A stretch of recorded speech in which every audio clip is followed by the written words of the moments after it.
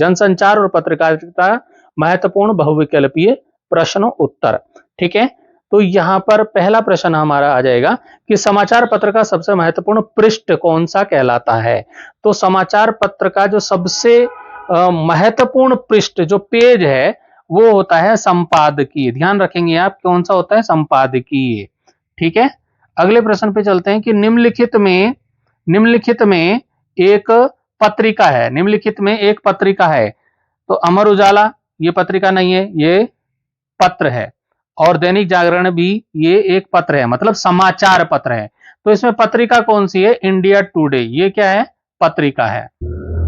प्रश्न है कि उत्तराखंड से प्रकाशित होने वाला सबसे प्राचीन समाचार पत्र कौन सा है।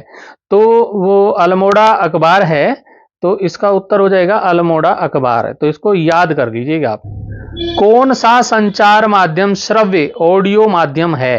रेडियो केवल सुनने का है, श्रव्य मनना मतलब सुनना, सुनने वाला, तो सुनने वाला कौन सा है, रेडियो। बाकी टेलीविजन समाचार पत्र उनको आप देख भी सकते हैं। ये प्रश्न कई बार पूछा जाता है कि पीतृ पत्रकारिता ये के अंतर्गत क्या आता है। तो पीतृ पत्रकारिता के अंतर्गत आता है सनसनीखेज उत्तेजक समाचार, ये आपको ध्यान रखना है। प्रश्न है कि वर्तमान रूप में मुद्रण जो प्रिंटिंग का शुरुआत कहां से हुई थी। तो ये जर्मनी से हुई थी, जो आजकल का जो रूप है वो जर्मनी से आया है। प्रश्न है कि संचार का सबसे प्राचीन माध्यम कौन सा है। तो प्राचीन माध्यम तो बहुत सारे होंगे, लेकिन यहां पर जो विकल्प दिए हैं उन्हीं में से हमें छांटना है। तो समाचार पत्र जो है वो विकल्पों के अनुसार समाचार पत्र इसका उत्तर हो जाएगा सबसे प्राचीन माध्यम। अब प्रश्न आता है कि दूरदर्शन के लिए खबर लिखने की बुनियादी शर्त क्या है। तो यहां पर सरल वाक्यों में लेखन, दृश्य के साथ लेखन, कम शब्दों में लेखन, खबर बताते हुए लेखन। तो दूरदर्शन का जो है वो है दृश्यों के साथ लेखन। दूरदर्शन में क्योंकि दिखाई भी देता है टेलीविजन में, तो दृश्यों के साथ लेखन होगा। प्रश्न आता है कि निम्न में से कौन सा जनसंचार का प्रिंट माध्यम नहीं है। तो अखबार प्रिंट है, मतलब वो छपता है, पत्रिकाएं भी छपती हैं, लेकिन रेडियो छपता नहीं है, तो रेडियो में सुनता है, तो रेडियो इसका उत्तर हो जाएगा, नहीं है शब्द है इसमें। प्रश्न है हमारा कि किसे अखबार की अपनी आवाज माना जाता है। तो संपादकीय को जो है अखबार की अपनी आवाज माना जाता है।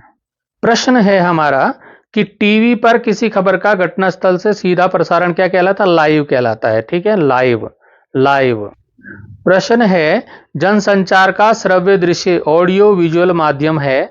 तो ऑडियो विजुअल मतलब जिसमें दिखाई भी देता है और सुनाई भी देता है, तो वो कौन है, टीवी। प्रश्न है कि जनसंचार का सबसे नया माध्यम क्या है। नया माध्यम है इंटरनेट, जो आजकल चल रहा है, इंटरनेट। प्रश्न है हमारा कि समाचार लिखते समय मुख्यतः कितने सवालों ककारों का जवाब देने की कोशिश की जाती है।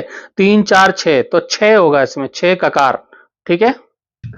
प्रश्न है कि हिंदी पत्रकारिता दिवस कब मनाया जाता है। तो ये 30 मई। प्रश्न है कि सरस्वती मासिक पत्रिका के संपादक कौन थे। तो कौन थे, महावीर प्रसाद द्विवेदी जी, ये इसका उत्तर होगा। प्रश्न है संपादकीय किसे कहते हैं। तो संपादकीय मतलब संपादक द्वारा किसी प्रमुख घटना और समस्या पर लिखा गया विचारात्मक लेख संपादकीय कहलाता है। तो दूसरा बी वाला इसका सही होगा। अब हमारा अगला प्रश्न है कि समाचार के 6 ककार कौन से हैं। तो पहला ये हो जाएगा क्या, कौन, कहां, कब, क्यों और कैसे, ये इसका उत्तर होगा। कहने का मतलब ये है कि किसी भी पूर्ण समाचार पत्र में इन 6 प्रश्नों का उत्तर होना आवश्यक है। इंटरनेट पत्रकारिता का क्या अर्थ है। तो इसका अर्थ है इंटरनेट द्वारा त्वरित गति से समाचारों सूचनाओं का प्रसारण करना। तो ये सी वाला उत्तर सही होगा। ड्राई एंकर किसे कहते हैं, ड्राई एंकर। तो संवाददाता से मिली जानकारी को दृश्यों के बगैर बताना क्या कहलाता है, ड्राई एंकर कहलाता है। कहने का मतलब जब तक खबर के दृश्य या वीडियो नहीं आते तो एंकर दर्शकों को केवल सूचना देता है, उसे ड्राई एंकर कहते हैं। पत्रकारिता का जनक किसे कहा जाता है। तो पत्रकारिता का जनक जुगल किशोर शुक्ल, भारत के पहले हिंदी अखबार उदंत मार्तंड के संपादक को कहा जाता है। अब फोटो पत्रकारिता का क्या मतलब है, कभी प्रश्न पूछा जाता है फोटो पत्रकारिता का क्या अर्थ है। तो चित्रों के माध्यम से समाचार प्रस्तुत करना, फोटो शब्द पढ़ लीजिए इसको, तो चित्रों, फोटो को चित्र बोलते हैं, फोटो के माध्यम से समाचार प्रस्तुत करना फोटो पत्रकारिता होता है। फीचर लेखन का क्या उद्देश्य है, तो फीचर लेखन का किसी विषय को रोचक ढंग से प्रस्तुत करना फीचर लेखन का उद्देश्य होता है। मतलब किसी विषय को फीचर मनोरंजन के साथ सूचना देता है। प्रश्न है कि जनसंचार के मुख्य माध्यम कौन कौन से हैं, तो ये रेडियो, टीवी, समाचार पत्र, इंटरनेट, ये सब जनसंचार के मुख्य माध्यम हैं। पत्रकारिता में लीड शब्द का क्या अर्थ है, तो पत्रकारिता में जो लीड होता है, जो समाचार का शुरू का जो भाग होता है, आरंभिक भाग, उसी को लीड कहते हैं। तो समाचार का आरंभिक भाग, इंट्रो, क्या कहलाता है, लीड कहलाता है। हिंदी दिवस कब मनाया जाता है, हिंदी दिवस 14 सितंबर को मनाया जाता है। 14 सितंबर को मनाया जाता है। 14 सितंबर क्योंकि इसी दिन 1949 में हिंदी को राजभाषा के रूप में स्वीकार किया गया था। जनसंचार का प्रिंट माध्यम इनमें से कौन सा है, तो प्रिंट माध्यम जो जिसकी छपाई होती है, तो वो पत्रिका जिसको छापा जाता है कागज पे, वो प्रिंट माध्यम होता है। तो पत्रिका इसमें प्रिंट माध्यम होगा। रेडियो, टेलीविजन, फिल्म ये नहीं होंगे, क्योंकि ये रेडियो, टीवी, फिल्म ये क्या है, इलेक्ट्रॉनिक माध्यम है। तो मित्रों, ये जो मैं विकल्प वाले प्रश्न बता रहा हूं बहुत इंपॉर्टेंट है, इनको अवश्य देखकर जाइएगा परीक्षा के लिए।